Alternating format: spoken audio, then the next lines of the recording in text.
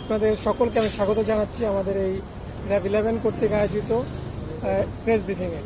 আপনারা জানেন যে আর 2 দিন পরেই আমাদের পবিত্র ঈদুল আজহা উদযাপিত হবে এবং সেই ঈদকে কেন্দ্র করে আজকে থেকে একটা বড় ছুটি, দীর্ঘদিনের একটা ছুটির কার্যক্রম শুরু হচ্ছে। সেই ছুটিতে ধর্মক মানুষ তারা শহর থেকে গ্রামে তাদের আত্মীয়স্বজনের সাথে ঈদ করতে যাবে এবং সে লক্ষ্যেই আমাদের এই ঢাকা-চিটাগাং যে মহাসড়ক, এটা আমাদের বাংলাদেশের একটা লাইফ লাইন বলা যায়। সেখানে এই মহাসড়ক দিয়ে প্রতিদিন হাজার হাজার গাড়ি চলাফেরা করে এবং এই রোড হয়েই আমাদের মূলত ঢাকা-চিটাগাং এবং দক্ষিণ পূর্বর যে লোকগুলো তারা এই রাস্তা দিয়েই মূলত তাদের গ্রামের বাড়িতে যাবে এবং তারই নিরাপত্তার জন্য আমরা আমাদের বৃহৎ একটা পরিকল্পনা করেছি এবং আমাদের এই নিরাপত্তা প্ল্যানটাকে আমরা 3টি পর্বে ভাগ করেছি। মূলত ঈদকে ঘিরে আমাদের ঈদের পূর্বে একটা প্ল্যান আছে, আবার ঈদের দিনকে ঘিরে আমাদের প্ল্যান আছে এবং ঈদের পরবর্তীতেও আমাদের পরিকল্পনা রয়েছে। এবং এই পরিকল্পনাটা আমরা সাজিয়েছি আমাদের এই মহাসড়ককে ঘিরে, যেটা হচ্ছে যে আমাদের সার্বক্ষণিক আমাদের টহল কার্যক্রম পরিচালনা করা হচ্ছে এবং এই ঈদকে ঘিরে আমরা আমাদের এই টহল কার্যক্রমটা আরও বৃদ্ধি করেছি। আপনারা দেখতে পাচ্ছেন বিভিন্ন জায়গায়। এছাড়াও আমাদের চেকপোস্ট রয়েছে, আমাদের সাদা পোশাকে গোয়েন্দা নজরদারিও রয়েছে, যাতে কোনো জায়গায় জ্যামজটের সৃষ্টি না হয়, কোনো ধরনের অপ্রীতিকর কোনো ডাকাতি বা ছিনতাইয়ের মতো ঘটনা না ঘটে, সে লক্ষ্যেই আমাদের কার্যক্রম চলমান রয়েছে। এছাড়াও এই ঈদুল আজহাকে কেন্দ্র করে আপনারা জানেন যে আমাদের পশুর হাট কেন্দ্রিক একটা পরিকল্পনা থাকে, যে এখানে প্রচুর পশুর হাট রয়েছে।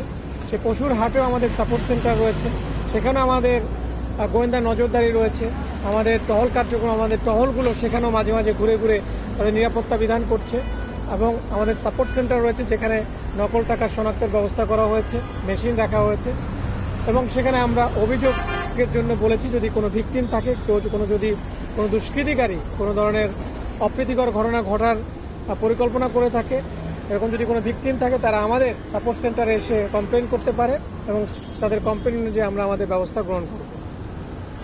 এই হলো ঈদকে ঘিরে আমাদের পরিকল্পনা।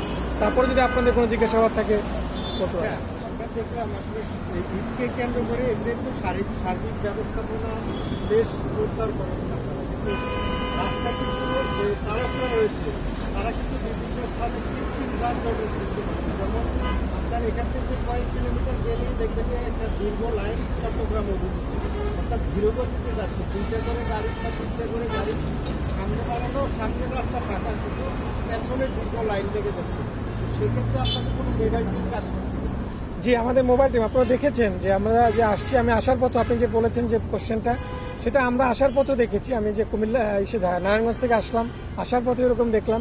এইটা মূলত যে বাজার কেন্দ্রিক বা স্টেশন কেন্দ্রিক এই প্রবলেমগুলো হয়, যেখানে যাত্রীদের উঠানোর জন্য এটা করা হয়, সেটার জন্য আমাদের মোবাইল টিম কাজ করছে। বাট আমি আসার পথে ওরকম দীর্ঘ যে এবং লং টাইম ধরে থাকতে হয় এরকম কোনো হয় না।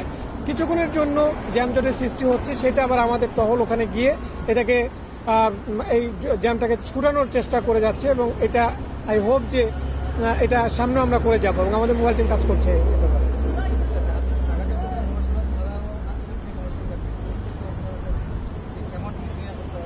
সরি, আমি বুঝিনি আপনাদের।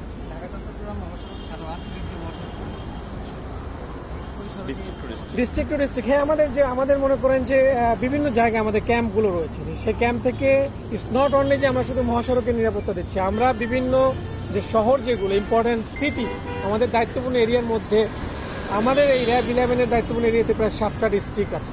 সে প্রত্যেকটা সিটির ভিতরেও আমরা নিরাপত্তার জন্য আমাদের টহলগুলো সেখানেও ভিতরে গিয়ে টহল কার্যক্রম পরিচালনা করে আসছে এবং আমাদের গোয়েন্দা নজরদারিও রয়েছে। অ্যাট দ্য সেম টাইম আমাদের আভিযানিক টিমও সুনির্দিষ্ট ইনফরমেশনের ভিত্তিতে আমরা অভিযান পরিচালনা করে যাচ্ছি।